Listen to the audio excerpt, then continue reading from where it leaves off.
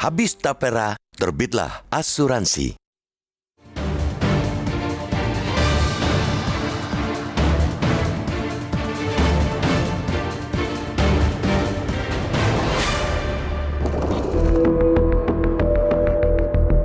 Frasa gotong royong kembali dipakai untuk menjadi dalih dan alasan bagi negara untuk mengutip uang dari rakyat.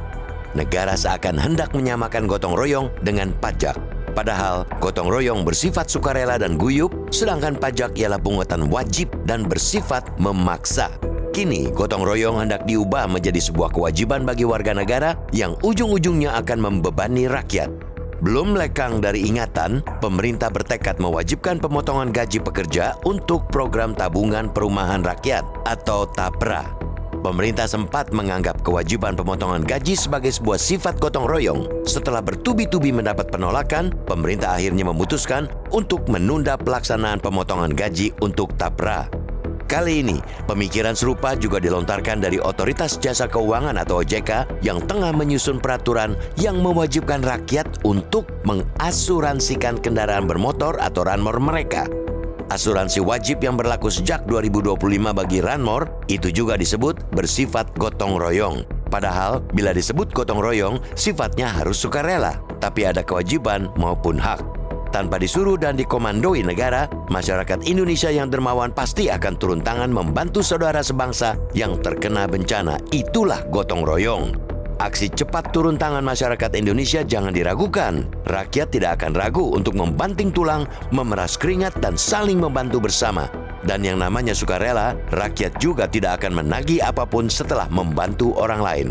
Negara memang bisa saja untuk memaksakan kuasa kepada rakyat. Makanya, negara disahkan antara lain untuk mengutip pajak sebagai kewajiban rakyat. Tapi, namanya pajak, bukan tabungan atau asuransi. Tabungan dan asuransi mestinya sukarela, tanpa paksaan.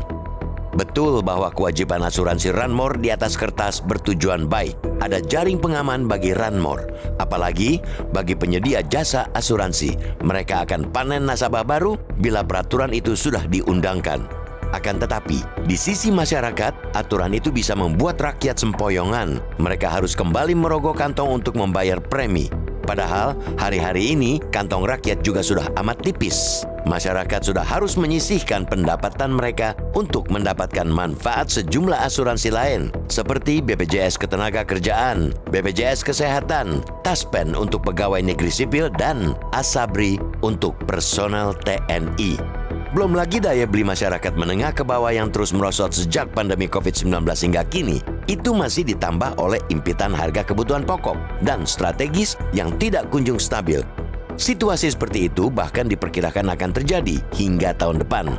Maka saat yang satu belum bisa dibeli, lalu muncul kutipan-kutipan lainnya, jangan salahkan rakyat bila mereka menganggap negara tidak habis-habisnya menarik kutipan dari rakyat. Negara seolah hendak menambah beban hidup rakyatnya. Mereka seakan sudah tidak memedulikan lagi kehidupan rakyat yang sudah harus mengencangkan ikat pinggang. Rakyat akhirnya pun ada yang menghubung-hubungkan pola pemerintah mengutip uang itu dengan beragam fakta yang ada, yakni pendapatan negara yang anjlok. Logika yang berkembang, saat pemerintah membutuhkan belanja besar untuk sejumlah program mercusuar, rakyat diwajibkan bergotong royong lewat membayar premi dan menyetor tabungan wajib. Apalagi bagi masyarakat kelas menengah yang kian terancam jatuh miskin dan tidak mendapat jaring pengaman karena mereka tidak masuk dalam skema bantuan sosial. Saat ini, kelas menengah sudah terjepit oleh sejumlah pengeluaran dan harga kebutuhan pokok yang terus meningkat. Saat kelas menengah terimpit, ekonomi negara pun pasti terganggu sebab kelas menengah berkontribusi 35% terhadap pertumbuhan ekonomi kita. Kini, tanda-tanda lesunya ekonomi kian tampak seiring rendahnya pertumbuhan konsumsi. Maka, tidak ada jalan lain kecuali mengevaluasi kebijakan kewajiban asuransi kendaraan bermotor ini.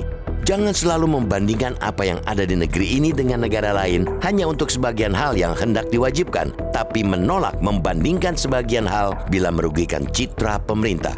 Tak elok terus-menerus membuat kebijakan tergesa-gesa, tapi akhirnya membebani rakyat dan mewariskan beban itu ke pemerintah ke depan yang harus bersiap mengatasi persoalan peninggalan saat ini.